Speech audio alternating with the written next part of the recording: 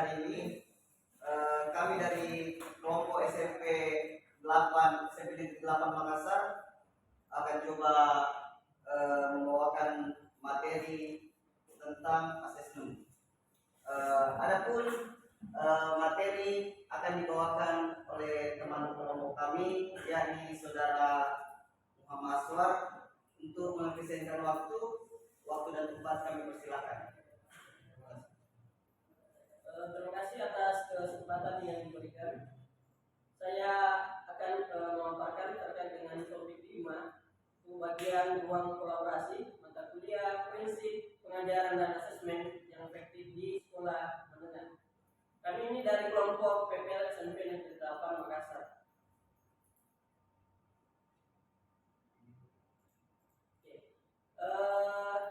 Nama dari kelompok kami adalah yang pertama Takdir Al-Mubasir M.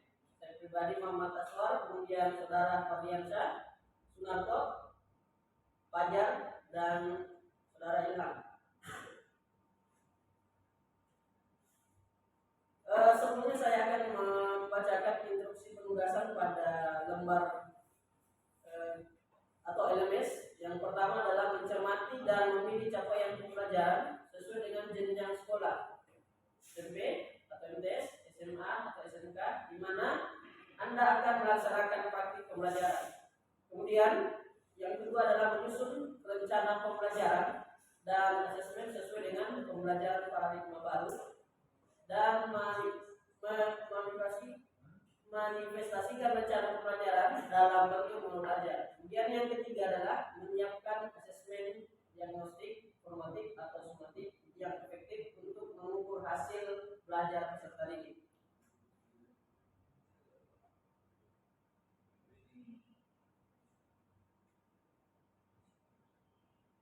Baik, yang pertama adalah tujuan pembelajaran kelas 9.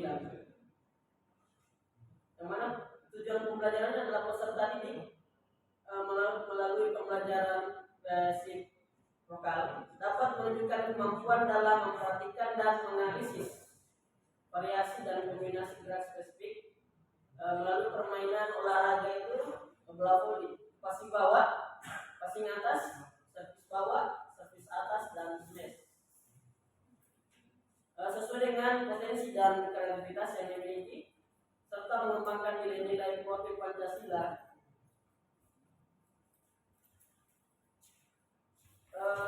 dan mengintegrasikan nilai-nilai gerak seperti kolaborasi, kepedulian, berbagi, pemahaman, dan merefleksikan diri terhadap atau menerapkan pola perilaku hidup sehat dalam kehidupan sehari-hari.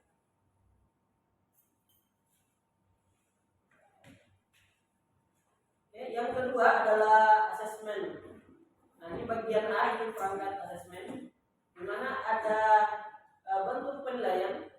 Yang pertama adalah dia asesmen diagnostik, kemudian yang kedua adalah formatif, dan yang ketiga adalah sumatif. Nah, kemudian pada bagian instrumen penilaian itu yang pertama kita dahulu dengan tes pengetahuan awal atau pernyataan atau pertanyaan pemantik. Nah, kemudian ini berisi tentang penilaian sikap, penilaian pengetahuan dan keterampilan. Kemudian waktu penilaian itu dilakukan sebelum proses kegiatan belajar mengajar dan selama proses kegiatan belajar mengajar.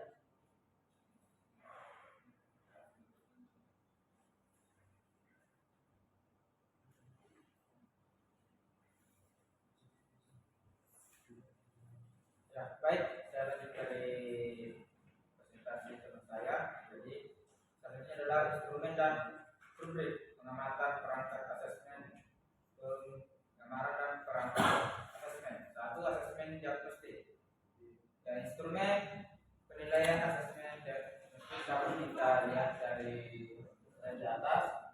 Yang pertama siswa, indikatornya adalah sangat paham. Yang kedua adalah paham. Yang ketiga adalah bimbingan.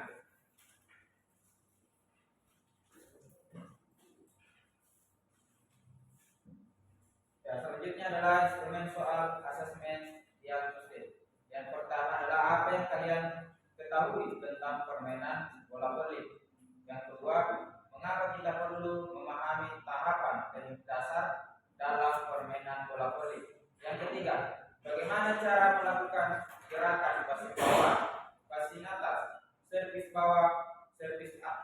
atas dan smash dalam permainan bola voli. Ya, yang selanjutnya adalah rentang nilai asesmen real estate.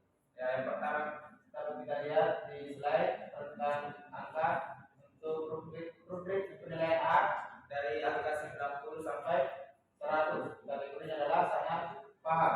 Yang kedua untuk penilaian B dari nilai 75 sampai 89, kategori paham. Dan yang ketiga adalah untuk nilai C dari nilai 0 sampai 74 dengan kategori perlu bimbingan. Ya, selanjutnya adalah penilaian sikap profil pelajar Pancasila. Ya, dapat kita lihat dari slide. Dan tentang penilaian sikap, yang pertama itu adalah sikap mandiri, bernada kritis, gotong royong, kreatif, bertakwa kepada Tuhan Yang Maha Esa.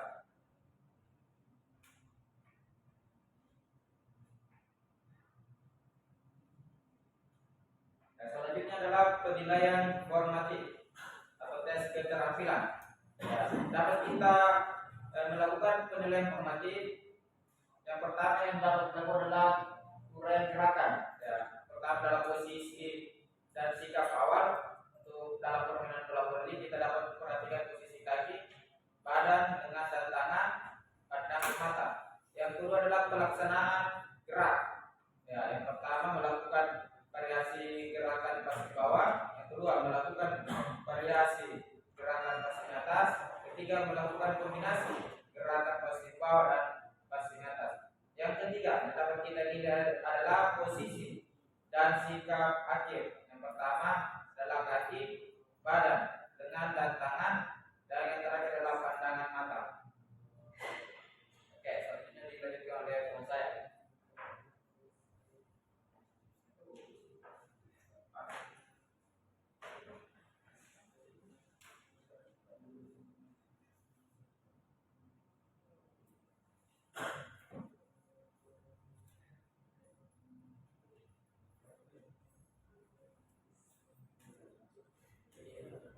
Baik, saya akan melanjutkan materi diskusi dari teman saya.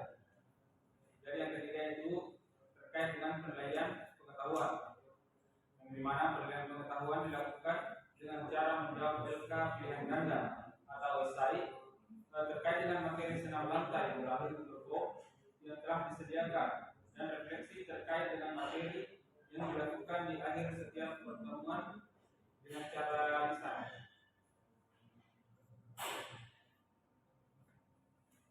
Selanjutnya yaitu pengayaan dan remedial.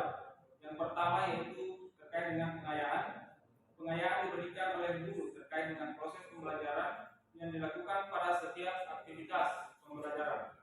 Pengayaan dilakukan apabila setelah diadakan penilaian pada kompetensi yang telah diajarkan pada peserta didik pada setiap aktivitas pembelajaran. Nilai yang dicapai melampaui kompetensi yang telah ditetapkan oleh guru. Pengayaan dilakukan dengan cara menaikkan tingkat kesulitan permainan dengan cara mengubah jumlah pemain, memperketat peraturan, menambah alat yang digunakan, serta menambah tingkat kesulitan tugas keterampilan yang diberikan. Kemudian yang kedua yaitu terkait dengan remedial. Remedial dilakukan oleh guru terintegrasi dalam pembelajaran, yaitu dengan memberikan intervensi yang sesuai dengan level kompetensi peserta didik. Dari mana guru mengetahui level kompetensi peserta didik?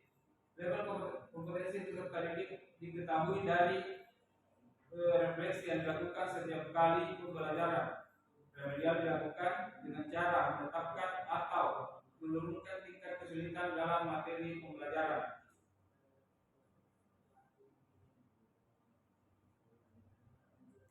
Baik, itulah tadi hasil diskusi dari kelompok kami. Terima kasih. Saya kembalikan kepada moderator. Oh ya, terima kasih. Itulah tadi penyampaian dari hasil diskusi kelompok SMP Negeri 8 Makassar. Adapun setelah kita mencermati hasil materi yang dibawakan tadi, itu yang mengerucut pada asesmen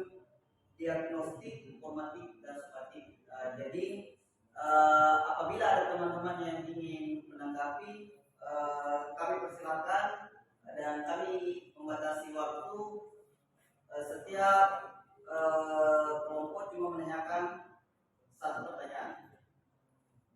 Oke, untuk menghabiskan waktu, kami persilakan untuk kelompok lain untuk bertanya. 3. Oh ya, kami persilakan pada penanya dari kelompok 5 untuk menyampaikan pertanyaannya pada kelompok SMP Negeri 8 Makassar. Waktu dan tempat kami persilakan. Oke, banyak terima kasih saya ucapkan atas kesempatan yang diberikan kepada saya. Jadi ada pun pertanyaan yang ingin saya ajukan yaitu terkait seberapa penting asesmen diagnostik ini dalam membantu guru mengetahui kelebihan dan kelemahan peserta didik itu. Oke, terima kasih. Mungkin saya persilakan langsung pada kelompok 8 untuk menjawab pertanyaan ini.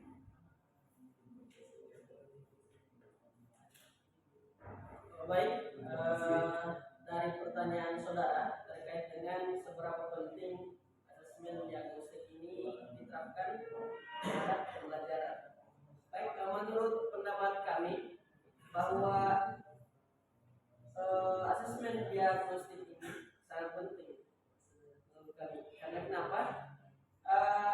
Untuk mengetahui pengetahuan kognitif maupun non kognitif peserta didik harus melalui asesmen diagnostik. Untuk mengetahui capaian atau kompetensi peserta didik itu harus melalui asesmen diagnostik itu sebelum melakukan proses pembelajaran, sehingga dalam proses pembelajarannya nanti guru sudah mampu memahami bagaimana karakteristik peserta didik, kemudian bagaimana metode yang akan diajarkan atau metode yang akan diterapkan, sehingga hasil belajar peserta didik ini dapat menjadi sebuah prestasi belajar yang diharapkan oleh guru itu sendiri. Jadi itu menurut kelompok kami. Itu tadi jawaban dari kelompok 8. Bagaimana saudara penanya? Apakah puas? Oke. Ya, saya kira jawabannya cukup jelas sekali dan memberikan pemahaman baru kepada kelompok kami. Saya ucapkan banyak terima kasih. Ya, terima kasih saudara penanya. Saya rasa untuk materi dari kelompok 8 kita batasi waktu karena masih ada beberapa kelompok yang belum menyampaikan hasil diskusinya untuk menghabiskan waktu. Saya kira cukup untuk kelompok 8 pada hari ini. Saya tutup dengan ucapan jazakallahu khairan. Assalamualaikum warahmatullahi wabarakatuh. Waalaikumsalam warahmatullahi wabarakatuh.